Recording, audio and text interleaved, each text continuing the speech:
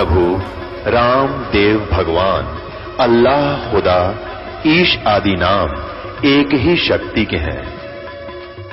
वो कैसा है, कहां है, कैसे मिलता है, किसने देखा है? ये प्रश्नवाचक चिन्ह पूर्ण रूप से हटाने के लिए अवश्य सुनिए जगत गुरु तत्वदर्शी संत रामपाल जी महाराज के अमृत वचन, सर्व पवित्र धर्मों के पवित्र शास्त्रों के आधार पर। परमात्मा ने कहा, ये झूठा संसार आ रे, इनमें कोई नहीं तुम्हारा रे। ये बातें हमें अच्छी नहीं लगती, क्योंकि हम अज्ञान से परिपूर्ण हैं कि ये कैसे कह रहे हैं कि यहाँ हमारा कोई नहीं है। ऐसे कह रहे हैं परमात्मा कि आज तुम सब कुछ को अपना मान रहे हो, आज ही आपकी मृत्यु हो जाती है, जो होनी ही है, कभी ना कभी तो होनी ही है, तो आपका कहाँ ये? तो इस तरह की जो सच्चाई है और जिसकी हमें जानने की आवश्यकता है, ये बहुत खटकती है। फिर दूसरा ये कहा जाता है कि जो पूजाएं आप कर रहे हो, ये पूजाएं ठीक नहीं, ये किसी काम की नहीं है, क्योंकि ये शास्त्रों में प्रमाणित नहीं है, सदग्रंथों में वर्णित नहीं है। उन महापुरुषों ने जिन्होंने परमात्मा पाया है, उन्होंने ये मंत्र जाप नहीं किए जो तुम कर रहे हो, उन्होंने ये साधनाएं नहीं की जो आप जी कर रहे हो, इसलिए आपकी साधना व्यर्थ है। तो इससे एकदम हलचल मच जाती है, और विशेषकर वो गुरु लोग जो उनको अज्ञानी बनाए बैठे हैं, श्रद्धालुओं को, उनको ज्यादा चिंता लग जाती है, और उनको ये चिंता बन जाती है कि कहीं ये सभी तुम्हारे शिष्य यहां से भाग ना जाएं। उन गुरुओं का सहयोग वो देते हैं जो उनके द्वारा बनाए गए लिटरेचर को बेचकर रोजी रोटी चला रहे हैं, या उनसे प्राप्त दान का दुरुपयोग करके मौज मस्ती मार रहे हैं। वो फिर उन भोली आत्माओं को, उस गुरु के शिष्यों को भ्रमित करते हैं, जैसे पहले भ्रमित करके कबीर परमेश्वर के पीछे लगा दिए। अपने ही बच्चे अपने ही पिता के साथ विरोधी बनकर खड़े हो गए। हम कितने भोले और अज्ञानी हैं, हम परमात्मा को ना पहचान कर उसके शत्रु बना दिए। और अब इस दास को सेवा दी भगवान ने, कबीर भगवान ने, ये सच्ची बात कहने की। और ये दास उसी दिन से, सन 1994 से जिस दिन से आदेश हुआ है उपदेश देने का, उसी दिन से आज तक 18वां वर्ष चल चुका है। ये दास ऐसे ही बोल रहा है, ये सच्चाई आपके समक्ष लाना चाह रहा है। इसी के कारण ये क्रोथा कांड कराया इन अज्ञानी दुष्ट लोगों ने, राजा और प्रजा को भ्रमित करके बेहुदी अफवाहें फैलाकर। लेकिन हमारे साथ परमात्मा है, उन्हीं का आदेश है कि उसके बच्चों तक ये दास ये तत्व ज्ञान पहुंचाए, जिसके आगे इस काल ने ये नकली गुरु बाड़ बना रखे, ये बाधक खड़े कर रखे। अब ये तूफान है, तत्व ज्ञान ये तोब का गोला है, इसके सामने ये अज्ञानी अब रुक नहीं पाएंगे। और ज्ञान सब ज्ञानड़ी, कबीर ज्ञान सो ज्ञान, जैसे गोला तोब का अब करता चले मैदान। ये तत्व ज्ञान, परमात्मा का दिया हुआ ज्ञान, सच्चिदानंद घन ब्रह्म की वाणी में, जो कबीर वाणी में लिखा, ये ज्ञान ये तोब यंत्र का गोला है, और जहां भी ये गिरेगा अज्ञान का नाश कर देगा। अब ये गोले डाले जा रहे हैं, घर घर में संदेश भेजा जा रहा है, ज्ञान गंगा पुस्तक परमात्मा के बच्चों तक पहुंचाई जा रही है। जहां भी ये गिरेगा, जहां भी ये पुस्तक होगी, उस घर का तो उद्धार होगा ही होगा 101 पीढ़ी का, और पड़ोसी भी उससे प्रभावित होकर के फिर यहां आएंगे। सदा सुखी हो जाएंगे। तो इसमें ये बाधा पैदा कर रहे हैं। कल आपको बताया था कि भगवान के मार्ग में जो खड़ा होता है और फिर उसी को रोकने की चेष्टा करता है वो अंधा गधा होता है। अंधा गधा रेल की पटरी पर खड़ा था। रेल की गड़गड़ की आवाज से उसको आभास हुआ कि तुझे कोई डिस्टर्ब करने इधर ही आ रहा है। उसने दोनों दुलत्ती उसी साइड में कर लिए पिछले पैर जिधर से गड़गड़ की आवाज आ रही थी, और ये सोचा कि आन दे निकट, ये कौन मुझे छेड़ने आ रहा है। तो वो अवरोध पैदा कर रहा था रेल मार्ग में। तो रेल अंधे गधे से थोड़ी रुकेगी। जो ही गाड़ी निकट आई, अंधे ने दोनों दुलत्ती पिनाई और खट देसी मार दी अपने स्वभाव अनुसार। अब गाड़ी ने पटक दिया, ठा गया वो, नामो निशान नहीं मिला। अंधा गधा था हिरण्यकशिपु, अंधा गधा था कंस, अंधा गधा था रावण, और अंधे गधे वो होंगे जो इस मार्ग में खड़े होकर के अवरोध पैदा करेंगे। ये देख लेना पुण्यात्मा, क्योंकि ये परमात्मा का मार्ग है। परमेश्वर ने आकर के ये तत्व ज्ञान दिया था, वही ज्ञान ये दास आपको केवल सुना रहा है, अपनी तरफ से अपने विचार कुछ नहीं दे रहा। कई भोले श्रद्धालु कहते हैं कि आपके गुरुजी पुस्तकें दिखाते हैं, संतों की बताई बातों को बताते हैं, अपना भी तो कुछ अनुभव बतावें। अरे भले पुरुषों, एक बच्चा विद्यार्थी स्टडी कर रहा है और वो थ्योरी पढ़ रहा है। उस थ्योरी पर, उस सिलेबस के आधार से उसने प्रैक्टिकल करना होता है। जैसे बच्चे लैब के अंदर प्रैक्टिकल करते हैं, वो पहले उसका विवरण पढ़ते हैं कि किस एंगल पर कौन सी ट्यूब मोड़नी है, उसको कैसे मोड़ा जाता है। एक लैंप हो, सेपरेट लैंप हो, फिर एक पाइप को ऐसे गर्म करे, धीरे धीरे ऐसे करे, वो पहले लिखा होता है। उसके आधार से फिर प्रैक्टिकल करना होता है। यदि उस बच्चे ने वो पहले ये बता दिया कि ऐसे ऐसे लिखा है, और फिर वो अनुभव बताएगा, तो वही बताएगा जो लिखा हुआ है। उससे भिन्न यदि वो अनुभव बताता, वो रॉन्ग है, वो गलत है। जिन महापुरुषों ने परमात्मा पाया, आदरणीय धर्मदास साहिब जी को परमेश्वर कबीर जी स्वयं आकर मिले थे जिंदा महात्मा के रूप में मथुरा में। आदरणीय मुलुकदास साहिब जी को मिले थे उसके गांव में, ऐसे ही एक जिंदा महात्मा के रूप में सत्संग कर रहे थे। आदरणीय दादू साहिब जी को मिले जिंदा बाबा के रूप में। आदरणीय नानक साहिब जी को मिले जिंदा बाबा के रूप में बेई नदी पर। आदरणीय गरीबदास साहिब जी को मिले गांव छुड़ानी, जिला जज्जर, हरियाणा के अंदर खेतों में, जब वो गायें चरा रहे थे, गौएं चरा रहे थे, 10 वर्ष के बालक थे। आदरणीय घीसा साहिब जी को मिले गांव खेकड़ा, जिला मेरठ, उत्तर प्रदेश में, और इस रामपाल दास को मिले हरियाणा में।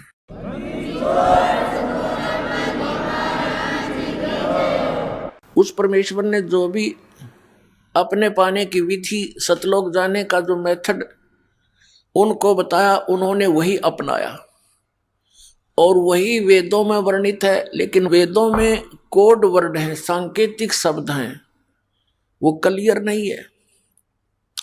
उसके लिए यजुर्वेद अध्याय नंबर 40 के श्लोक नंबर 10 से लेकर 13 में, श्रीमद् भगवत गीता अध्याय नंबर 4 के श्लोक नंबर 32 और 34 में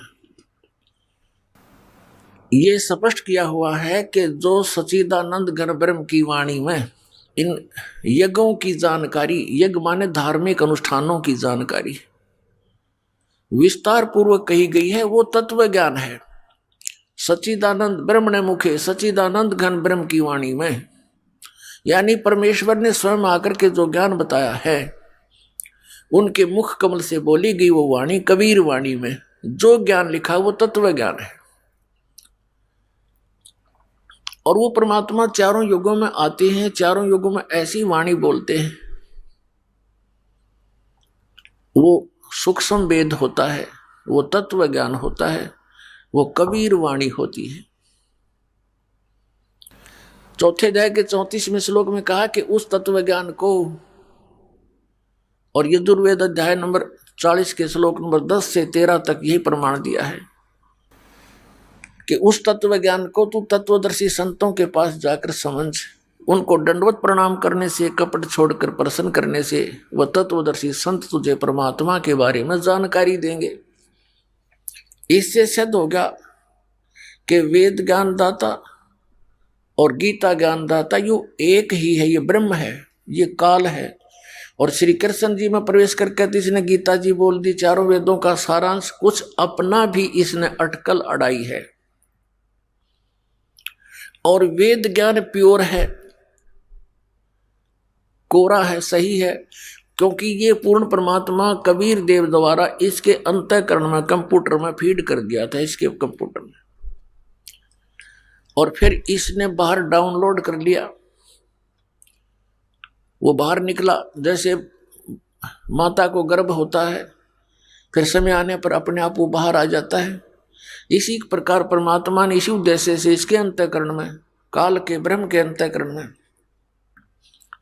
ये 500 वेद भर दिए थे। उसका समय निर्धारित कर दिया था। उस समय ये अपने आप इसके श्वासों के द्वारा बाहर आ गए।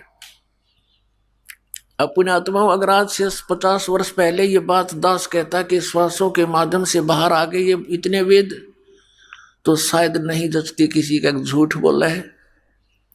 अब आप देख रहे हो इंटरनेट कैसा लगा, ये तो मैन मेड है और ये गॉड मेड शरीर, इसमें तो ऐसे इंस्ट्रूमेंट है विज्ञान 100 जन्म भी नहीं ढूंढ सकती। तो वो कहाँ से कहाँ आते हैं, एक मोबाइल से दूसरे मोबाइल में ना कोई तार है ना कोई कनेक्शन है, ब्लूटूथ के माध्यम से या वैसे मैसेज के माध्यम से पूरी की पूरी फिल्म, पूरे के पूरे कई कई घंटों के प्रवचन एक दूसरे में चले जाते हैं। तो अब इसको समझना बहुत आसान हो गया। तो श्वासों के माध्यम से ये बाहर आए, बाहर आते ही ये एक सुंदर कागज के रूप में उपलब्ध हुए उसके ऊपर। अब फिर ये अनाड़ी के उसमें कागज कहां से आ गया? अरे कमाल की बात करते हो। एक तरफ वो कहते हैं कि भगवान ने आदमी बना दिए और युवा बना दिए। जब परमात्मा आदमी बना सके है तो कागज और ये बनाते उसने कम सी देर लगेगी? जो सारे ब्रह्मांड रच सकता है और वो कागज तुम बना नहीं सकते जो मालिक भेज दे। तो ऐसा ही हुआ था। इस ब्रह्म ने उनको पढ़ा था और उसने देखा कि ये 5वां जो वेद है, सूक्ष्म वेद, इसके अंदर तो पूरा ही ज्ञान दिया हुआ है और इसको, इन प्राणियों को जो मेरे अंतर्गत फंसे हैं, इनको ये ज्ञान हो गया तो ये भाग जाएंगे यहां से। उसको उसने खत्म कर दिया और 4 वेद दे दिए जिसमें सांकेतिक शब्द हैं अधिक।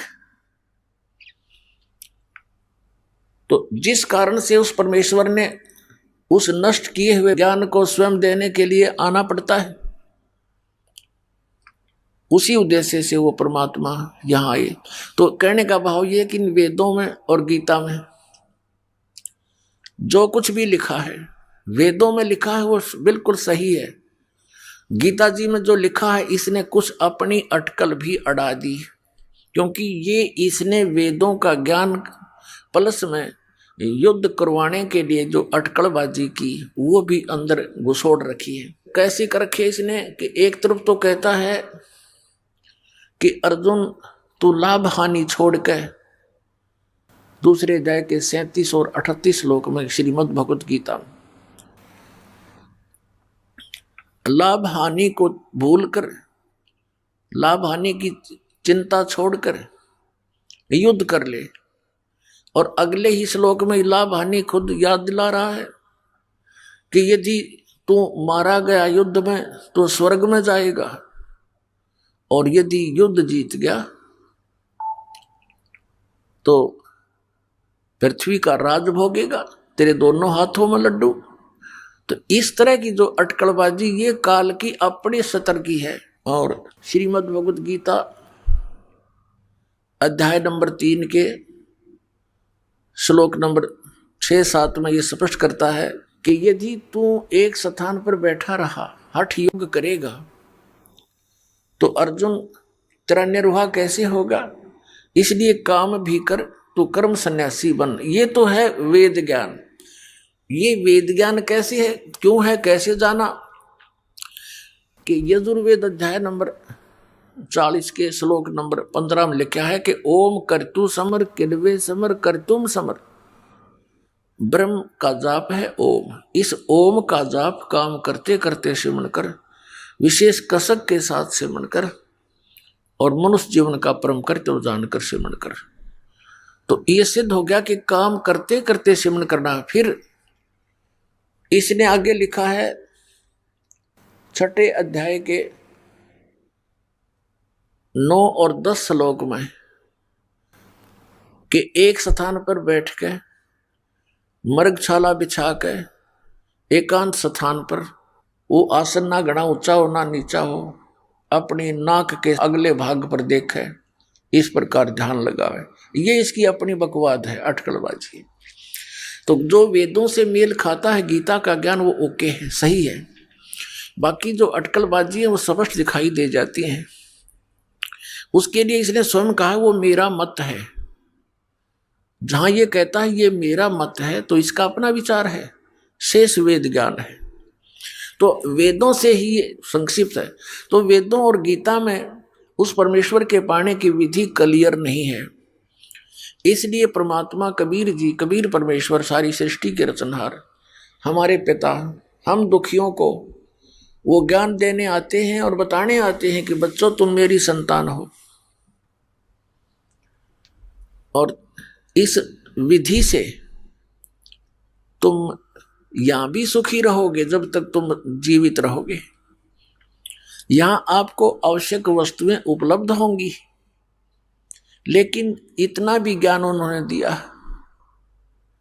कि आवश्यकता से अधिक यदि तू डिमांड करता है फिर तू भक्त नहीं, फिर भक्ति नहीं चाहता, तू तो केवल माया ही कलेक्ट करना चाहता है। और माया को परमात्मा आपकी शत्रु बताता है।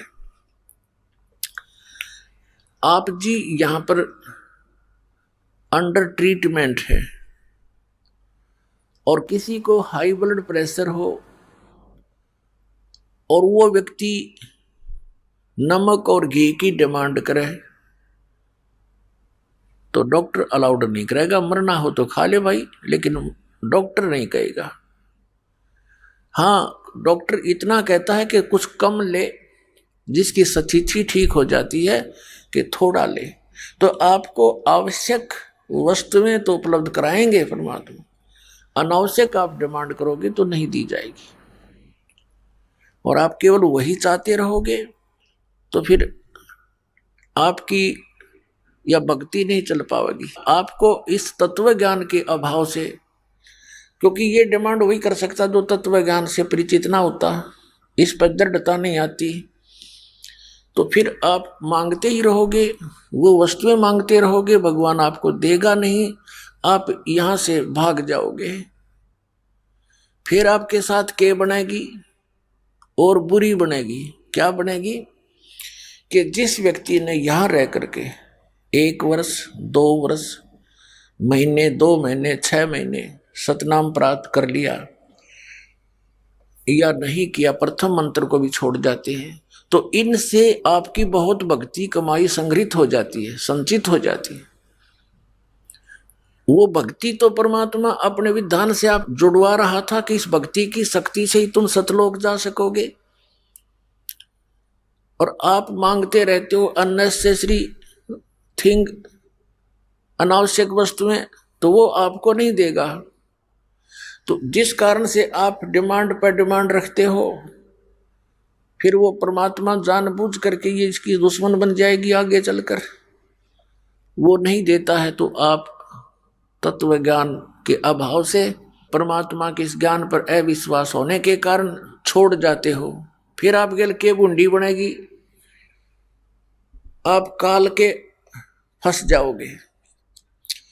अब काल के पास तो कोई है नहीं, वो तो आपकी की हुई क्रिया आपको ही देता है। अब जो आपने 1 वर्ष 2 वर्ष 4 वर्ष 5 वर्ष यहां रह करके जो भक्ति की, वो तो आपके साथ थी। परमात्मा तो उसको चाहता था ये बर्बाद ना करे।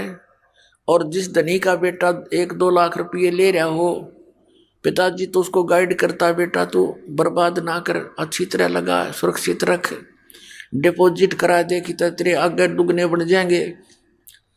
और वो फंस जाता किसी खलनायक के, उसी के पैसों से आप भी मौज मारे और उसके पैसों से फिर सारी शराब पीवे, सिनेमा देखे, कार खरीद ले, फिर सैर सपट्टे करता अंडे, और वो जीरो हो जाएगा फिर कुछ दिनों में। तो यहां से गया हुआ प्राणी काल का फंस जाएगा। और वहां उसको फिर क्या होगा, वो जो वस्तु मांगने लगता है वो धीरे धीरे उसको मिलनी शुरू हो जाती है। कार भी हो जाएगी, कोठी भी हो जाएंगी, और वो यूं सोचेगा मैंने नाम भी छोड़ दिया, मेरा के बिगड़ गया, मैं तो दूना सुखी हो गया। नोना मेरा, तेरा तो सत्यानाश हो गया, तेरा तो नाश हो गया, कति बात बिगड़ गई, तेने तो नाश कर लिया अपने बना बनाए काम का। इसे फंड जन्म हो गए करत्या ने। अगर ईश्वर ने तो सुख मान रहा है तो फिर आने की आवश्यकता ही नहीं थी तेरी। तो पुण्यात्मा, उसके आधार से मनमान स्वर्ग में भी देवता बन जाएगा। ये इतनी जबरदस्त कमाई बन रही है आपकी। लेकिन पुण्यात्माओं, इसमें टायर पंचर मत करियो। ये हवा ही आपके अंदर भरी जा रही है, यही आपकी गाड़ी को लेकर सतलोक जाएगी। और आपने यही इसमें से दूसरों का हवा भरनी शुरू कर दिया, आशीर्वाद देने शुरू कर दिए, तो आप भी यहीं रह जाओगे। आपको चाहिए सभी बच्चों को, माता पिता, पुत्र पुत्री, रिश्तेदारों को भी कभी आओ तो आप भी हवा भरवा लो। सतलोक आश्रम बरवाड़ा में भरी जाती है। अपने टायर में तो क्यों दूसरे का डाला, दोनों कंडम। तो इस प्रकार पुण्यात्माओं, कुछ सावधानी से काम लो। जैसे माता गर्भ को रखे यत्न बनाए, ठेस लगे ते छन्न होवे, तेरी ऐसी भक्ति नसावे। जैसे किसी बहन को गर्भ रहा हो और वो उसको कितना सुरक्षित रखने की चेष्टा करती है। रात्रि के समय करवट लेते समय भी वो चिंतित हो जाती है कि कहीं मेरे बच्चे को कोई दबाव ना लग जाए, ये खराब ना हो जाए। ऊंचे नीचे में पैर रखते समय भी ध्यान से रखती है, कहीं ठेस लग के बच्चा ना गिर जाए। तो पुण्यात्माओं, आपको जिस दिन उपदेश मिल गया, आपके अंदर भक्ति बीज गिर गया। अब इस भक्ति बीज को ऐसे सुरक्षित रखना है आपने, इस भक्ति रूपी लाल को। जैसे माता गर्भ को रखे यत्न बनाए, और ठेस लगे तो यानी झटका लग गया तो क्षण होए, क्षीण हो जाएगा, नष्ट हो जाएगा, ऐसे भक्ति जावे। तो इस प्रकार आपने इस भक्ति को बड़ी सावधानी से बना के रखना है। सौभाग्य आपका कि आपको ये वस्तु मिल गई। उस उलझे हुए अज्ञान से ये तत्व ज्ञान बना के, नौ मन सूद सुलझा के आज आपके समक्ष रख दिया। अब सुलझे हुए सूत को तो फिर मिनट लगे, कपड़ा बनाते समय मिनटों में तैयार हो जाएगा। ये सुलझा सुलझा सूत आपको दे दिया है, इसकी कदर करो, इसको ठुकराओ मत। अब जैसे ये पुस्तक भक्त वितरित कर रहे हैं गांव गांव नगर नगर में जाके, कुछ बोली आत्मा इनको पाठ देते हैं, किस लिए कि रामपाल के सत्संग है इसमें। और ये तो निंदा करता सब संतों की। बताए भगवान, कद टूटेगी इनकी या चौंध, कद समझेंगे ये भगवान को। इन अज्ञानियों ने इतना नाश कर रखा भक्ति का, ऐसे अंधे बना दिए जीवों को। तो इसकी कदर करो पुण्यात्माओं। अब क्या कहते हैं, गुरुआ गाम बिगाड़े संतो गुरुआ गाम बिगाड़े, ऐसे कर्म जीव कहला दिए ईब जड़े ना झाड़े संतो गुरुआ गाम बिगाड़े। इन नकली गुरुओं ने गाम के गाम, पूरे समूह के समूह बिगाड़ दिए, भक्ति नाश कर दी। अब क्या बताते हैं, गुरुआ गाम बिगाड़े संतो गुरुआ गाम बिगाड़े, और ऐसे कर्म जीव कहला दिए अब बहुत जड़े ना झाड़े।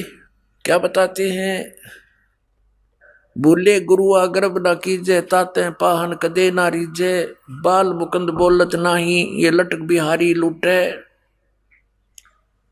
ये जो गलत साधनाओं पर आपको आधारित किए बैठे हैं ये नकली गुरु, उनके विषय में बता रहे हैं परमात्मा कि जो साधनाएं तुम कर रहे हो इस विधि से आपका मोक्ष नहीं हो सकता, और गुरुआ के सिर मार पड़ेगी, इसका पांडा कदे ना छूटे। ये झूठे गुरु बन कर बैठ के बोली आत्माओं को गुमराह कर रहे हैं, इनका भार रख लिया सिर पे इन्होंने। पुण्यात्माओं, इस दास को पता लग गया, मेरी आंखें बन गई, मोतियाबिंद मेरा हट गया। अब मुझे दिखाई दे रहा है कि ये गुरु भी नरक में जाएंगे जिनके पास 2 अक्षर का मंत्र नहीं है, और फिर अनुयायी तो उन गुरुओं पर आधारित वही साधना कर ही रहे हैं, वो भी उन्हीं के साथ होंगे। अब पुण्यात्माओं, दास का उद्देश्य किसी की आलोचना करना नहीं है, सच्चाई कहना है, सत्य बताना है, सच्चा मार्ग दिखाना है, और आपको सतलोक पहुंचाना है। सतलोक कैसे जाओगे, उस साधना का, उस विधि का ज्ञान कराना है, ये दास का उद्देश्य। तो क्या बताते हैं कि गुरुआ के सिर मार पड़ेगी पांडा कदे न छूटे। पांडा माने पीछा, फिर असंग जन्म तक यही धक्के खाते रहेंगे, क्योंकि गुरु पद को वही प्राप्त करते हैं जो बहुत पुण्यकर्मी प्राणी होते हैं। अपनात्माओं, ये अध्यात्म ज्ञान है, और आप विद्यार्थी हो। आप तो विद्यार्थी हो जो यहां प्रवेश पागे सतलोक आश्रम बरवाला में, और दूसरे गुरुओं के पास हैं वो तो नावल पढ़ रहे हैं, सिलेबस नहीं पढ़ रहे। उनको नावल दंत कथा पढ़ाई जा रही है। वो नावल क्या है उनके, बकवाद। न थोड़ी सी झलक दिखा दूं, इनको नावल कहते हैं। ये राधा स्वामी वाले क्या कहते हैं कि हमारे गुरुजी तो वेदों और गीता से भी आगे का ज्ञान सुनाते, हमने वेद और गीता पुराणों की कोई आवश्यकता नहीं। वो तो दुर्ता आ रहे थे, दुर्ता कितने बोला, राधा स्वामी लोग से आ रहे थे। राधा स्वामी लोग बोला सतलोक, अनामी लोग तो भी ऊपर, साडा राधा स्वामी लोग। इन्हें बैठा दिया। अब इनका ज्ञान दिखा दूं थोड़ा सा इन गुरुओं का,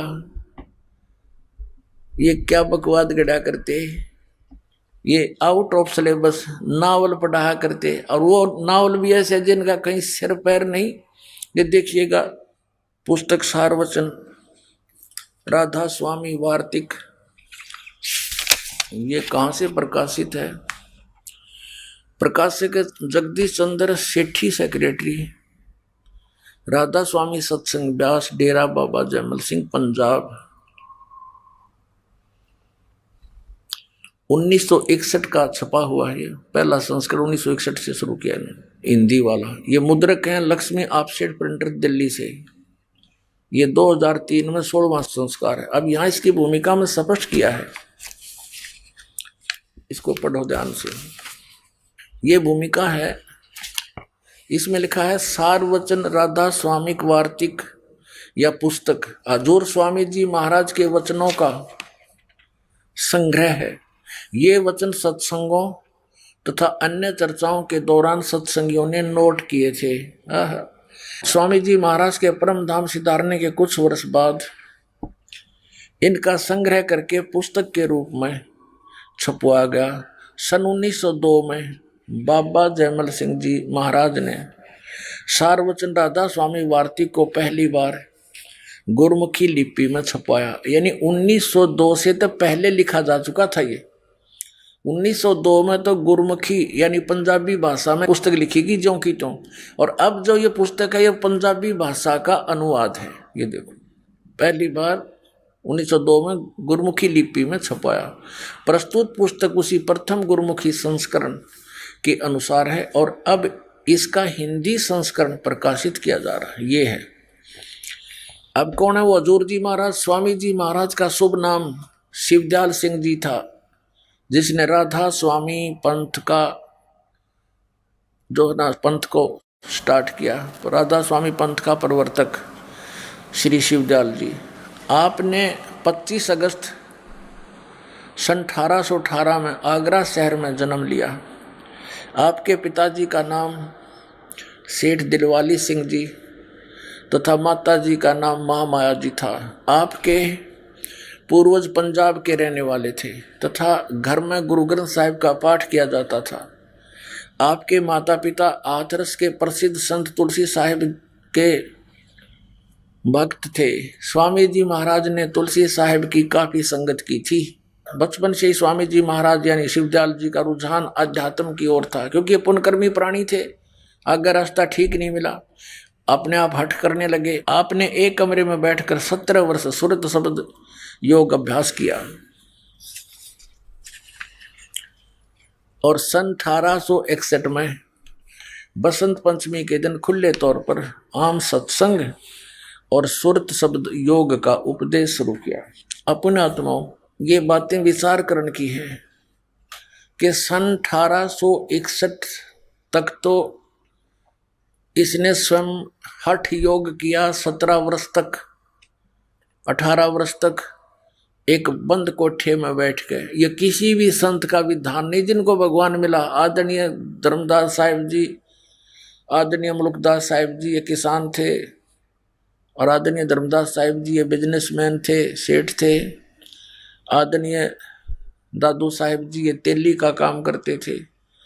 आदरणीय नानक साहिब जी ये पहले नौकरी करते थे, फिर परमात्मा प्राप्ति के बाद प्रचार में लग गए थे। फिर अब किसान थे, अपने घर ही खेती करते थे। फिर 16 वर्ष तक अपने खेतों में काम किया और सतलोक चले गए और भक्ति भी करते थे। और आदरणीय गरीबदास साहिब जी ये जाट थे, किसान थे, गांव छुरानी जिला जज्जर के हरियाणा के, खेती करते थे। और आदरणीय गीसादास साहिब जी ये भी किसान का काम करते थे और भक्ति भी करते थे। ऐसा हठ योग ना तो किसी प्रमाणित सदग्रंथों में, वेद गीता आदि में, पुराणों में नहीं। पुराणों का जिक्र नहीं। पुराण तो ऋषि महर्षियों की अपनी बनाई हुई सिद्धांत विधान है। वो भी ऐसे हठ योगी थे जैसे शिवदयाल था। तो इस प्रकार ये साधनाएं किसी भी ग्रंथ में विद्वान नहीं थी जो श्री शिवदयाल जी ने की। अब ये क्या बताते हैं कि व्यास का डेरा किसने स्थापित किया? बाबा जयमल सिंह जी ने। इसी पुस्तक में क्लियर कर रखा है, पृष्ठ 6 पर आप पढ़ रहे हो, देखिएगा। ये 1861 में तो ये शिवदयाल जी सत्संग करने जोगा हुआ। उस दिन खुले तौर पर सत्संग सुरत शुभ योग का उपदेश शुरू किया। 6 पृष्ठ पर पढ़ रहे हैं। और यहाँ देखो आगे, बाबा जयमल सिंह जी का जन्म जुलाई सन 1839 ग्राम गुमान जिला गुरदासपुर में हुआ। अच्छा, फिर देखो बाबा जी 5 शब्द का भेद जानने के उत्सुक हो गए। अब देखो गुरु ग्रंथ साहिब में स्थान स्थान पर 5 शब्द का जिक्र आया है। बाबा जी यानी जयमल सिंह जी 5 शब्द का भेद जानने के उत्सुक हो गए। आप इसी तलाश में घर से निकल पड़े और जगह जगह जाकर महात्माओं से मिलकर 5 शब्द का भेद प्राप्त करने की कोशिश करने लगे। इसी खोज में आप स्वामी जी महाराज इस शिवदयाल जी के फंस गए काल के दूत के पास आगरा आए और उनसे सन 1856 में नामदान प्राप्त किया। 1856 में नाम ले लिया, जबकि 1861 में तो यो सत्संग करण जोगा हुआ था। जब तक तो यो शिवदयाल अंडर ट्रेनिंग था। काची सरसम पीड़ के खड़ो है ना तेल, ये बना इस बाबा जयमल सिंह के साथ देखो। और फिर 32 वर्ष सेना में नौकरी करके 18 अगस्त 1889 में पेंशन प्राप्त करके रिटायर हुए तथा ब्यास नदी के किनारे आकर रहने लगे। ब्यास आकर बाबा जी महाराज ने वहां सत्संग शुरू किया। यानी 1889 में इसने अपने आप सत्संग शुरू कर दिया। किसने? बाबा जयमल सिंह ने। और सन 1878 में 61 वर्ष की आयु में शिवदयाल जी की मृत्यु हो गई थी, सन 1878 में। उसके 11 वर्ष बाद 1889 में अपने आप स्वयंभू संत बनकर बाबा जयमल सिंह ने ब्यास में डेरा स्थापित कर दिया। यदि इसको नामदान का आदेश होता तो उसी से मैं शुरू कर देता ये नामदान करना। जैसे इस दास को 1994 में आदेश कर दिया था मेरे पूज्य गुरुदेव ने कि नाम दिया कर। उस समय दास सर्विस करता था, जेई की नौकरी करता था। उसी दिन से नामदान शुरू कर दिया था। और मई 1995 में 1 वर्ष लगभग नाम भी देता रहा, अपनी नौकरी भी करता रहा, सत्संग भी करता रहा संडे और सैटरडे को। फिर एकदम इतना परमात्मा की दया हुई, एकदम बहुत इस ज्ञान की जिज्ञासु हो गए और बहुत ज़्यादा संगत बनने लगी। तो 1995 में दास ने रिजाइन कर दिया नौकरी से और उसी दिन से नामदान शुरू कर रखा। इसे सिद्ध है कि इसको कोई नामदान का भी आदेश नहीं था। आदेश होता भी तो क्या होता, क्योंकि इनका ज्ञान एक आने का नहीं। और फिर शिवदयाल जी का कोई गुरु नहीं, उनका कोई गुरु नहीं। और गुरु बिन माड़ा फेरते, गुरु बिन देते दान, गुरु बिन दोनों निष्फल है, चाहे पूछो वेद पुराण। 1903 में जयमल सिंह जी की मृत्यु होगी। उन्होंने श्री सावन सिंह जी को अपना उत्तराधिकारी बना दिया। और सावन सिंह जी के बहुत से शिष्य हुए।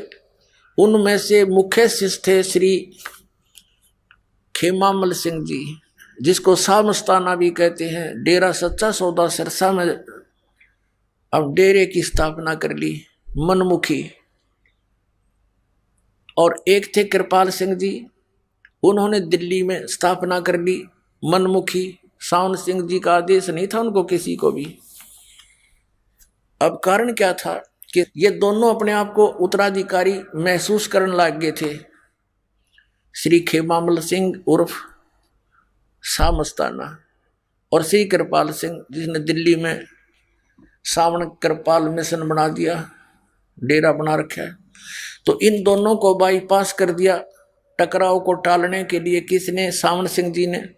और एक सरदार जगत सिंह को अपना उत्तराधिकारी बना दिया, उसके नाम वसीयत कर दी, लिखित रजिस्टर्ड। ये तो सारा आवा का आवा खराब है सतकर्मान जी राधा स्वामी वाले का। फिर क्या था कि 3 साल के बाद जगत सिंह की मृत्यु होगी। जगत सिंह की मृत्यु के बाद श्री चरण सिंह को बना दिया उत्तराधिकारी। अब चरण सिंह भी श्री सावन सिंह का शिष्य था, जगत सिंह भी श्री सावन सिंह का शिष्य था। अब जगत सिंह ने उसको कैसे नाम का आदेश दे दिया, क्योंकि ये गुरु भाई को कैसे हो, तो फिर उसका चेला होना चाहिए। उसको भी आदेश नहीं था श्री चरण सिंह को। तो पुण्यात्माओं, ये बिना सिर पैर का है सारा कुछ, सब गोलमाल है। ये सत्कर मान लियो। दास का उद्देश्य है कि तुम फंस निकलो नकलियों से। आपका जीवन नष्ट हो रहा है, ये अनमोल जन्म बर्बाद हो रहा है। जो एक सांस की कीमत 3 लोक भी नहीं है, 3 लोक भी इसके पास संग नहीं है। ऐसे अनमोल जीवन को और आप कहाँ बर्बाद कर रहे हो ओछी साधनाओं में। अब ये क्या कहते हैं, सच्चा सौदा सिरसा वाले 1949 में सामस्ताना जी ने श्री सावन सिंह जी की आज्ञा से और सच्चा सौदा सिरसा का डेरा की स्थापना कर दी और नाम देने लगे। जबकि सावन सिंह जी की मृत्यु 2 अप्रैल 1948 को हो चुकी थी, 1 साल पहले। तो पुण्यात्माओं, ये सारा मनमुखी सांग है, मनमुखी आचरण है। दास को जो दिखाना चाहा था वो दिखाता हूँ। अब यहाँ चल रहे हैं, ये वही सारवचन वार्तिक की भूमिका पढ़ रहे हैं हम, और प्रश्न नंबर 7 पर आपको दिखा रहे हैं।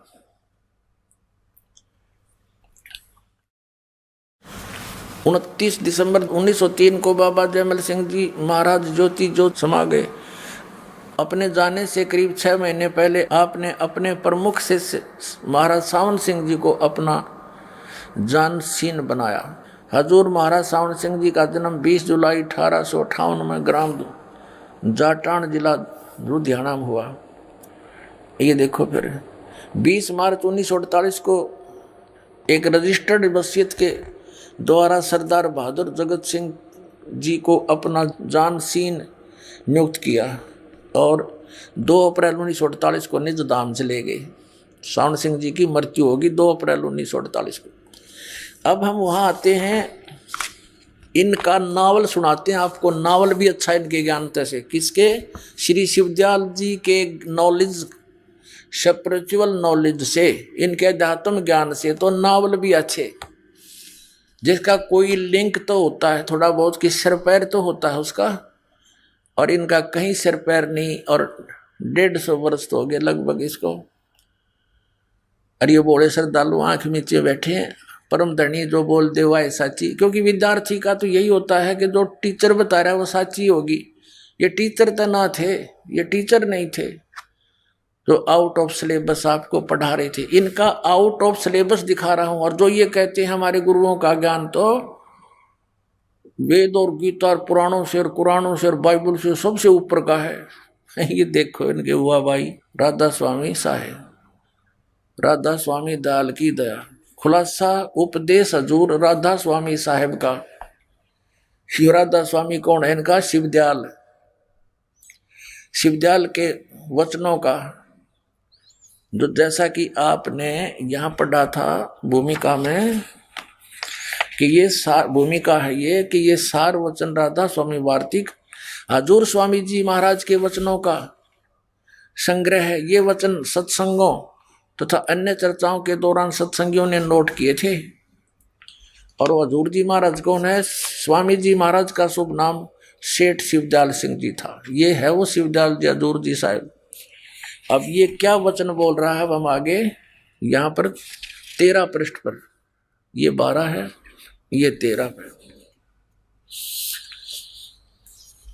अब यहां से पढ़ेंगे हम। दफा 1। सिर्फ काम इतना है कि इंसान यानी मनुष्य अपनी सूरत यानी रूह को उसके खजाने और निकास यानी मुकाम सतनाम और राधा स्वामी में पहुंचावे। यहाँ पर सतनाम और राधा स्वामी को इन्होंने मुकाम सिद्ध कर दिया। सथान, सतनाम माने सथान। ये देखिएगा 14 पृष्ठ पे पहुंचावे। अब तीसरा वचन देखेंगे इनका। एक आपने पढ़ लिया था। अब तीसरे में जितने आचार्य और महात्मा और अवतार और पैगंबर हर एक मजहब में हुए, वे सब अपने अभ्यास के जोर से अंतर तरफ मुकाम असली के चले। सिर्फ संत मंजिल 5वीं यानी सतनाम पर, देखो इनकी अकल, मंजिल माने सथान, यानी कोई तो 5वीं मंजिल सतनाम पर पहुंचे और बिरले संत मंजिल 8वीं पर राधा स्वामी मंजिल पर पहुंचे, सथान पर पहुंचे। अब देखो चौथा वचन देखो 15 पृष्ठ पर, सारवचन वार्तिक भाग 1। अब समझना चाहिए कि राधा स्वामी पद सबसे ऊंचा स्थान है, ठीक है, और यही नाम कुल मालिक और सच्चे साहिब और सच्चे खुदा का है, ठीक है। यो राधा स्वामी के को परिभाषित कर रहा है भी यहाँ तक तो। और इस मुकाम से राधा स्वामी स्थान से 2 स्थान नीचे सतनाम को ये स्थान सिद्ध कर चुके हैं। स्थान का स्थान है। अरे वाह, ये भी दिखेगी तब भांग की गुट्टी ला रहे होंगे। अब वहां सतनाम को स्थान सिद्ध कर रहे हैं और ये कहते हैं नीचे स्थान का स्थान है, सतनाम का मुकाम स्थान का स्थान है। अरे वाह, और जिसको यानी इस सतनाम को आगे फिर परिभाषित किया है, इन्होंने डिफाइन किया है, इस सतनाम का मुकाम है। सतनाम को, जिसको सतनाम को संतों ने सतलोक, सचखंड, सार शब्द सतनाम और सत शब्द सतनाम, और सतनाम भी सतनाम और सतपुरुष सतनाम करके बयान किया है। वारे देवताओं, अन्यों के हमारा ज्ञान तो वेदों और गीता से ऊपर का है। अब ये था वो उवाबाई, ये दिखाना आवश्यक था कि ये तो आपको आउट ऑफ सिलेबस पढ़ा रहे थे, और यहाँ पर है वो शास्त्र अनुकूल वेदों, गीता, पुराणों और सुख संवेद और उन महापुरुषों की वाणी जिनको भगवान मिले, उनकी जो थ्योरी है वही उनका प्रैक्टिकल था, अंडरस्टूड है।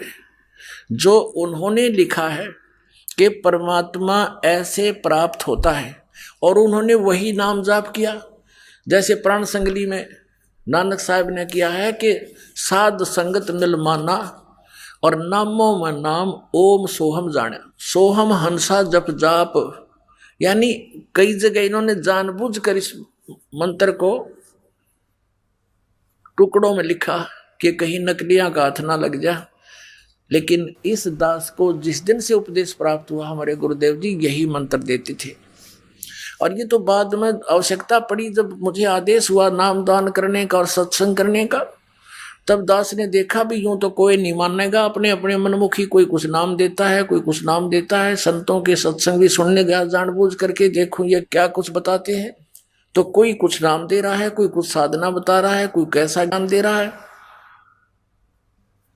तो फिर मन में बहुत चिंता बनी कि परमात्मा, फिर ये आपका नाम सही है, ये तो कोई डाउट नहीं। आइए अब हम उन श्रद्धालुओं के अनुभव जानते हैं जो जगत गुरु तत्वदर्शी संत रामपाल जी महाराज जी से दीक्षा प्राप्त कर चुके हैं तथा उनके द्वारा बताए गए भक्ति मार्ग पर चल रहे हैं। नमस्कार जी। सत साहब जी। क्या नाम है आपका? सलिंदर सिंह। सलिंदर जी, कहाँ से आए हैं आप? मोहाली, पंजाब से। सर, संत रामपाल जी महाराज की शरण में कैसे आए आप? ये तो एक बहुत लंबी गल है। मैं राधा स्वामी सी, राधा स्वामी मैं रहा 30 साल मैं राधा स्वामी सीगा, मैं कट्टड़ राधा स्वामी सी। तो एक दिन मैं सत्संग सुन रहा महाराज जी का, तो राधा स्वामी 'ਚ ਇਹ ਦੱਸਿਆ ਜਾਂਦਾ ਵੀ ਜਿਹੜਾ ਸੰਤ ਕੋਈ ਵੀ ਦੁਨੀਆ 'ਚ ਜਿੰਨੇ ਸੰਤ ਆਏ ਹੈ, ਉਹ ਜਿੰਨੇ ਬੰਦਿਆਂ ਨੂੰ ਨਾਮ ਉਪਦੇਸ਼ ਦਿੰਦੇ ਉਹਨਾਂ ਨੂੰ ਸੱਚਖੰਡ ਲੈ ਕੇ ਚਲੇ ਜਾਂਦੇ। ਅਤੇ ਇਹ ਜਦੋਂ ਮੈਂ ਸਤਸੰਗ ਬੰਦੀ ਛੋੜ ਸਤਿਗੁਰੂ ਰਾਮਪਾਲ ਜੀ ਦਾ ਸੁਣ ਰਿਹਾ ਤਾਂ, ਅਤੇ ਮੈਨੂੰ ਇੱਕ ਵਰਡ ਆਇਆ ਉਹਦੇ ਵਿੱਚ ਕਿ ਕ੍ਰਿਸ਼ਨ ਮਹਾਰਾਜ ਇਹ ਪੂਰਨ ਸੰਤ ਨਹੀਂ ਹੋਏ, ਅਤੇ ਕਾਲ ਦੀ ਭਗਤੀ ਸੀ। ਤਾਂ ਮੈਂ ਉਸ ਚੀਜ਼ ਤੋਂ ਅਚੰਭਾ ਖਾ ਗਿਆ, ਕਿਉਂਕਿ ਰਾਧਾ स्वामी ਧਰਮ ਇਹੀ ਬਤਾਇਆ ਜਾਂਦਾ ਹੈ ਕਿ ਜਿੰਨੇ ਵੀ ਸੰਤ ਹੈ ਉਹ ਜਿੰਨੇ ਬੰਦਿਆਂ ਨੂੰ ਉਪਦੇਸ਼ ਦਿੰਦੇ ਉਹਨੂੰ ਸੱਚਖੰਡ ਲੈ ਕੇ ਚਲੇ ਜਾਂਦੇ। ਤਾਂ ਉਸ ਦਿਨ ਤੋਂ ਬਾਅਦ ਮੈਂ ਡੇਲੀ ਸਤਸੰਗ ਸੁਣਨੇ ਸ਼ੁਰੂ ਕਰਤੇ। ਅਤੇ ਜੋ ਰਾਧਾ स्वामी ਦੀ ਭਗਤੀ ਹੈ, ਰਾਧਾ स्वामी ਦੀ ਭਗਤੀ ਉਹਨਾਂ ਦੇ 5 ਨਾਮ ਹੈ। ਇੱਥੋਂ ਸ਼ੁਰੂ ਹੁੰਦੀ ਉਹ, ਇੱਥੋਂ ਮੱਥੇ ਤੋਂ ਸ਼ੁਰੂ ਹੁੰਦੀ ਹੈ, ਅਤੇ ਚੌਂਕੜਾ ਮਾਰ ਕੇ ਬੈਠਣਾ, ਅਤੇ ਇੱਥੇ ਧਿਆਨ ਲਾਉਣਾ। ਇੱਥੇ ਤੋਂ ਅੰਦਰ 5 ਮੰਜ਼ਿਲਾਂ ਬਣੀਆਂ ਹੋਈਆਂ ਨੇ। ਤਾਂ ਜਦੋਂ ਮੈਂ ਡੇਲੀ ਸਤਸੰਗ ਸੁਣਦਾ ਸੀਗਾ ਮਹਾਰਾਜ ਰਾਮਪਾਲ ਦੇ, ਅਤੇ ਇਹ ਇੱਕ ਦਿਨ ਮਹਾਰਾਜ ਜੀ ਨੇ ਇਹ ਦੱਸਿਆ ਕਿ ਜਿਹੜੀਆਂ ਅੰਦਰ 5 ਮੰਜ਼ਿਲਾਂ ਬਣਾਈਆਂ ਇਹ ਕਾਲ ਨੇ ਬਣਾਈਆਂ ਹੋਈਆਂ, ਇਹ ਡੁਪਲੀਕੇਟ ਮੰਜ਼ਿਲਾਂ ਹੈ। ਅਤੇ ਇਹ ਸੁਣ ਕੇ ਮੈਂ ਹੈਰਾਨ ਰਹਿ ਗਿਆ, ਕਿਉਂਕਿ ਰਾਧਾ ਸਵਾਮੀਆਂ ਦੇ ਵਿੱਚ ਜਦੋਂ ਚੌਂਕੜਾ ਮਾਰ ਕੇ ਬੈਠਦੇ, ਇੱਥੇ ਧਿਆਨ ਟਿਕਾਉਂਦੇ ਆ, ਤਾਂ ਇੱਥੇ 1 ਲੱਖ ਬੰਦੇ 'ਚੋਂ ਇੱਕ ਬੰਦੇ ਦਾ ਧਿਆਨ ਲੱਗ ਜਾਂਦਾ, ਉਹਨਾਂ ਮੰਜ਼ਿਲਾਂ ਵਿੱਚ ਵੀ ਚਲੇ ਜਾਂਦਾ। सर, जैसा कि आपने बताया कि एक ही व्यक्ति को वो नज़ारा दिखता था, तो सर और जो बाकी लोग थे उनको वो नज़ारा क्यों नहीं दिखता था? मैं 30 साल में मेरे को 1 या 2 ही बंदे मिले जिनको ये नज़ारा अंदर मिलिया, लेकिन वो ये नज़ारा देखने तो बाद भी जो अंदर बंदे दे जो कर्म है, जैसे किसी ने नज़ारा भी देख लिया, अगर उसके कर्म है तो उसको वही कर्म भोगने पड़ते हैं। उन्होंने भी बुरी हालत मैं देखी है बेचारे की। तो सर आप कहना क्या चाहते हैं, जो पापकर्म व्यक्ति ने कर रखे हैं कि वो भोगने से ही समाप्त होंगे? हाँ, राधा स्वामी धर्म में यही बताया जाता है कि जो बंदे दे कर्म है वो बंदे को भुगतने ही पड़ेंगे। सर 30 साल तक आप राधा स्वामी पंथ से जुड़े हुए थे और काफ़ी समय आपने वहाँ पर बिताया है, तो फिर सर आप संत रामपाल जी महाराज की शरण में कैसे आए? जब मैंने संत रामपाल जी महाराज के बारे में सुना तो उन्होंने बोला कि जो कर्म है जो कर्म है, यह संत जो होता है वो कर्मों को काट देता है। जब मैंने सोचा कि नहीं, राधा स्वामी में तो यही बताया जाता है कि आपकी चाहे बाजू कट जाए, चाहे लत कट जाए, चाहे कुछ भी हो जाए, चाहे बीमार हो जाए, चाहे कैंसर हो जाए आपको, तो ये तो आपके कर्म है, आपको भुगतने ही पड़ेंगे। तो हम इतने पक्के हो गए थे, हमारे को जो भी मर्जी हो जाए तो हम समझते थे कि गुरु जी ने जो कर दिया वो ठीक है। तो जब मैंने संत रामपाल जी महाराज के बारे में सुना, उनके सत्संग सुने, उसके बाद मेरे को पता चला कि ये ऐसा नहीं है। क्योंकि हमारे ग्रंथ साहब में भी ऐसा है कि जब भी सतनाम मिल जाता है, परमात्मा का नाम मिल जाता है, उसके बाद फिर बंदे को कोई कष्ट नहीं आना चाहिए। तो जब मैं ये सुनता था तो मैंने 6 महीने लगातार 6 महीने महाराज रामपाल जी महाराज के सत्संग सुने। 6 महीने सत्संग सुनने तो बाद फिर मैं जो एक राधा स्वामी सत्संग किया, कर नैनो दीदार महल में प्यारा है, जब मैं ਉਹ ਸੁਣਿਆ ਤੇ ਅੰਦਰ ਦੇ ਕਮਲਾਂ ਦੇ ਬਾਰੇ ਸੁਣਿਆ, ਲੇਕਿਨ ਰਾਧਾ ਸਵਾਮੀ ਦੇ ਬਾਰੇ ਚ ਉਹਨਾਂ ਦੇ ਬਾਰੇ ਨਹੀਂ ਦੱਸਦੇ ਵੀ ਥੱਲੇ ਕਮਲਾਂ ਦਾ ਕੋਈ ਧਿਆਨ ਨਹੀਂ ਦੇਣਾ। 6 ਮਹੀਨੇ संत रामपाल जी महाराज बंदी छोड़दा ਜਦੋਂ मैं सत्संग सुना, उसके बाद मैं नाम लेने के लिए हसार गया। सर, संत रामपाल जी महाराज जी व राधा स्वामी पंथ के अंदर आप बहुत बड़ा अंतर बता रहे हैं। आपको इस तरह से बताया गया था कि व्यक्ति को पाप कर्म तो भोगने ही होते हैं, और संत रामपाल जी महाराज ने बताया कि परमात्मा साधक के पाप कर्म भी काट देता है और भक्ति करने के लिए उसकी आयु भी बढ़ा सकता है। तो सर, इन सारी चीज़ों को देखने के बावजूद भी लाखों लोग वहाँ से जुड़े हुए हैं, तो सर क्या उनको कोई लाभ ही नहीं हो रहे? नहीं, लाभ हो रहे हैं, काफ़ी लोगों को लाभ हो रहे हैं। लाभ उनका जो पुराना जो किसी, मेरे को भी होते थे, ऐसा मेरे को भी होते थे, लेकिन वो जो अभी मैंने को संत रामपाल जी महाराज की शरण में आने के बाद ऐसा पता चला कि वो हमारे पुराने पुण्य थे जो हमारे को मिल रहे थे, अभी भी जनता को मिल रहे हैं। लेकिन जब भी लेकिन राधा स्वामी धर्म में यही बताया जाता है कि जो आपके कर्म है वो तो आपको भुगतने ही पड़ेंगे अगर किसी के ऊपर कष्ट आ जाता। तो सर, ये बात तो संत रामपाल जी महाराज के अनुयायियों पर भी लागू होती है, ये तो वो लोग भी बोल सकते हैं। ऐसा नहीं है। जैसे मैं अभी संत रामपाल जी महाराज की बात करता हूँ, जैसे मैंने नाम लिया है, पहले मैं एक कट्टर राधा स्वामी था, मेरे को ऐसा लगता था कि नहीं, जो कर्म है वो भोगना ही पड़ता है। मेरे को 3 या 4 साल ही हुए अभी नामदान ले हुए, मेरे साथ इतने अचंभे हो गए। सर, आपको क्या लाभ मिले संत रामपाल जी महाराज से नाम दीक्षा लेने के बाद? मेरे को संत रामपाल जी महाराज के जाने के बाद इतने लाभ हुए कि मैं इधर गणाने शुरू कर दूं, शायद उतना नहीं टाइम होगा आप उतना कर सकेंगे। मेरी जेब में अगर पहले 1000 रुपया रहता था, अभी मेरी जेब में 1 लाख रुपया रहता। मैं किसी काम के बारे में सोचता हूँ, अगर मैंने सोच लिया और मेरा दूसरे दिन काम हो जाता, पैसा कहाँ से आता मेरे को नहीं पता चलता है। तो पहले ऐसा राधा स्वामी धर्म में मेरे साथ ऐसा नहीं था। तो ऐसा है कि बाकी जो मैं भगती के बारे च दसा थानू, भगती है अभी जैसे मैंने व्यास से नाम लिया था, जो व्यास से नाम लिया था वो किसी वेद से, किसी ग्रंथ साहब से, किसी गीता से मेल नहीं था खाता। अभी जो मैंने रामपाल जी महाराज से नाम दिया, संत रामपाल जी महाराज बंदी छोड़ से नाम लिया, वो नाम लेने के बाद मेरे को वेद के बारे में, गीता के बारे में, ग्रंथ साहब के बारे में पूरा ज्ञान हो गया। आप ग्रंथ साहब के बारे में, ग्रंथ साहब में भी ऐसा लिखा है, हाँ ऐसा, ये लाभ की बात बताता हूँ मैं आपको। जैसे मेरे को नहीं तो पता गीता क्या होती है, मैंने गीता का अभी जब सत्संग होता मेरे को गीता पूरी याद होगी। गीता के 16वें अध्याय के 23 नंबर श्लोक में लिखा है, जो शास्त्र विधि त्याग के, जो शास्त्रों में लिखा है उससे हटकर पूजा करता उसको कोई लाभ नहीं होता। जो शास्त्रों के अनुकूल भक्ति करता है उसको सारे लाभ होते हैं। तो इसलिए ग्रंथ साहब में भी ऐसा लिखा हुआ वे पूजा करे सब लोक संतो मन मुख थाए ना पाई। जो मन के पीछे लगकर पूजा करते हैं वो उन्होंने कोई लाभ नहीं होता है। सर, आपको संत रामपाल जी महाराज से नाम दीक्षा लेने के बाद और क्या क्या लाभ मिले? मैं सिख समाज ਦੇ ਵਿੱਚ सिख समाज ਨੂੰ ਬਿਲੋਂਗ ਕਰਦਾ। सिख समाज ग्रंथ साहब ਦੇ ਵਿੱਚ ਪਹਿਲਾਂ ਲਿਖਿਆ ਕਿ 5 ਮੰਤਰ ਦਾ ਭੇਦ ਦਊਗਾ, बार-बार पंच परवान, पंच प्रधान, पंचे पावे दरगे मार, 5 का बहुत जिक्र आता ग्रंथ साहब के बीच में। उसके बाद आता 2 अक्षर का भेद बतावे सोई गुरु पूरा कहावे। उसके बाद आता 1 अक्षर जो गुरमुख जापे ताकि निर्मल सोई। और ये गीता में है ओम तत् सत, ये 3 मंत्रों का जो भेद बताएगा वही पूरा सतगुरु है। तो यह जो पूरे मंत्र है सतगुरु रामपाल जी महाराज दे रहे। मेरे को लगा कि यह पूरा सच्चा ज्ञान है, मैंने इसकी तरफ लग गया। और जब से मैं लगा हूँ मेरा पूरा ठाठ है। मैं एक बार मैं तरीक पे जा रहा था तो मेरे साथ मेरी बेटी, मेरा दामाद, मेरा ब्रदर और मैं एक गाड़ी में 6 बंदे बैठे थे। मैं किसी विवेक हाई स्कूल चंडीगढ़ में है, उसके बीच में ट्रांसपोर्ट मैनेजर लगा हुआ। तो किसी ड्राइवर ने मेरी गाड़ी के साथ शरारत कर दी। उसने मेरी गाड़ी के पखे की तार और अर्थ की तार काट दी। तो मेरे को नहीं था पता, उस तार काट दी। मैं उधर चले गया, तरीक पे चले गया गुरु जी के। जब मैं हिसार चले गया, जब मैं हिसार चंडीगढ़ से 150-200 किलोमीटर है, तो जब किसी भी गाड़ी का पखे की तार काट देते हैं तो गाड़ी 10 किलोमीटर के आगे नहीं चलती। और मेरे को नहीं था पता कि तार काटी है। हिसार चले गए, हिसार के आने के बाद जब हिसार से मुड़े तो मेरी गाड़ी ने इंडिकेटर दे दिया कि गाड़ी गर्म होगी। तो मैंने गाड़ी रोकी। एक मैकेनिक था, मैकेनिक से मैंने पूछा भी ये गर्म होगी। उसने मेरे को बोला, ऐसा उठाकर ढक्कन थोड़ा सा उठाया, बोलता कुछ नहीं होता, आ ले जाओ। और उसी टाइम इंडिकेटर बंद हो गया। तो शाम को मैं 9 बजे वापस आया। सुबह 5 बजे गए हम तरीक पे, शाम को 9 बजे तक वापस आए। तो 9 बजे तक आए, मेरी गाड़ी कहीं गर्म नहीं हुई, मेरी गाड़ी को कुछ नहीं हुआ। और मैंने बड़े बड़े इंजीनियर से पूछा, बड़े बड़े ड्राइवरों से पूछा। जब मैं दूसरे दिन स्कूल में आकर किसी ड्राइवर से शेयर की बात, मेरी गाड़ी के बीच में थोड़ा इंडिकेटर दिखा देता उसने, तो उसने बताया कि यार ऐसा नहीं दिखा सकती, चलो देखते हैं। जब उसने देखा तो देखा कि पखे की तार काटी हुई और अर्थ की तार काटी हुई। तो वो बोलता गाड़ी चल ही नहीं सकती। पूरा स्कूल इस चीज़ से हैरान था भी गाड़ी चल ही नहीं सकती। तो आप देख लो, बक्सी 300-350 किलोमीटर गाड़ी चलकर आई और मैंने उसी टाइम मैकेनिक को बुलाकर उस तारों को जोड़िया।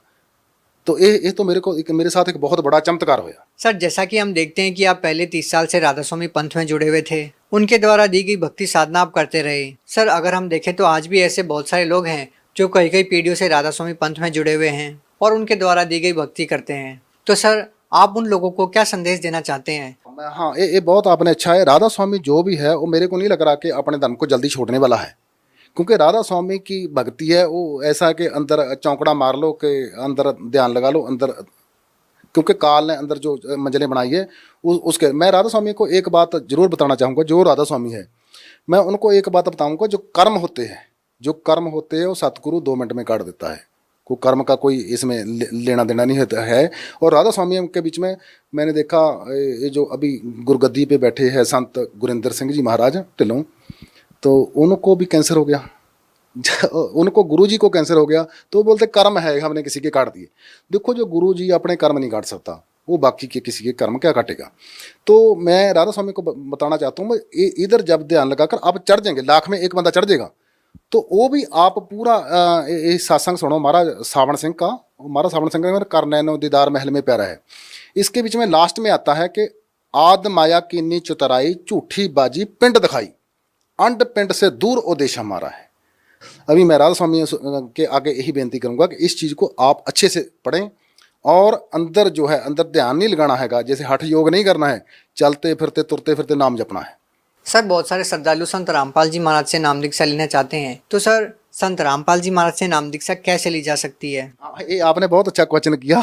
जो मैं चंडीगढ़ से बरवाला जाने के लिए 6 महीने वेट करता रहा, तो मैं जा सकता था, मेरे को पैसे भी कमी नहीं थी, गाड़ी थी, सब कुछ था। हमने तो नाम लेना है, महाराज जी शब्द लेने हैं, मंत्र लेने हैं। तो महाराज जी ने ऐसा कर दिया, अभी हर डिस्ट्रिक्ट के बीच में, हर स्टेट के बीच में, फॉरेन कंट्री के बीच में ये नामदान केंद्र खोल दिए।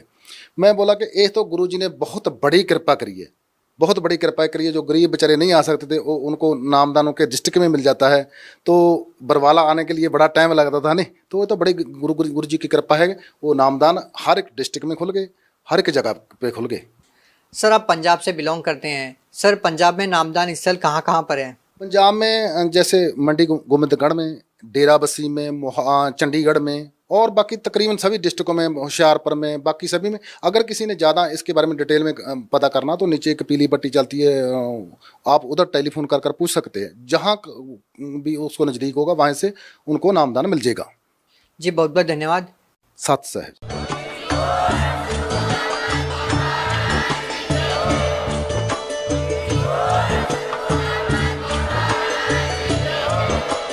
आप सुन रहे थे जगत गुरु तत्वदर्शी संत रामपाल जी महाराज जी के मंगल प्रवचन। अधिक जानकारी के लिए विजिट कीजिए हमारी वेबसाइट www.jagatgururampalji.org। संत रामपाल जी महाराज जी के शुभ आशीर्वाद से पूरे विश्व भर में 500 से भी ज्यादा नाम दीक्षा केंद्र हैं, जिन पर संत रामपाल जी महाराज जी द्वारा ऑनलाइन निशुल्क नाम दीक्षा दी जा रही है। अपने नजदीकी नाम दीक्षा केंद्र का पता करने के लिए संपर्क करें 8222 880541।